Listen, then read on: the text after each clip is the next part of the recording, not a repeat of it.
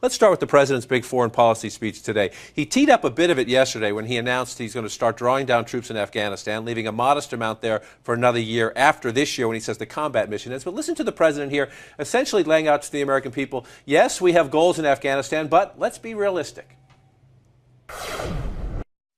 We have to recognize Afghanistan will not be a perfect place. And it is not America's responsibility to make it one.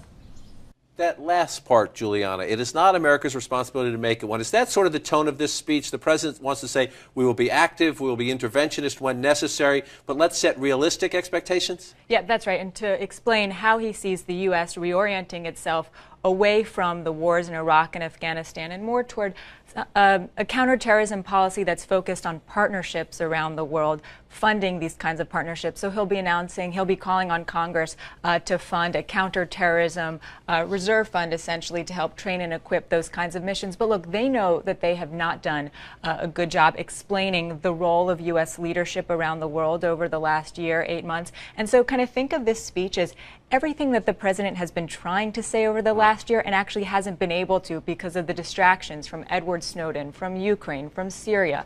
And so this is meant to reset that narrative. He was in Afghanistan over the weekend, announced the troop levels. He's going to be going to Europe next week as well to continue this messaging. And there's been a lot of criticism, Jackie, of the president's foreign policy. And the White House pushback often is, well, most of those critics say, well, then, use troops or some military force or send military equipment into Syria.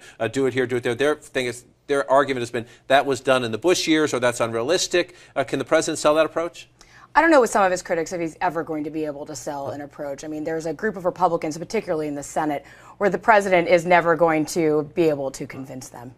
Never going to be able to convince them. So we'll see if the president mentions at all the VA scandal. This is a foreign policy speech, but we'll see if it comes up in any way because he's standing there at West Point with the young cadets today.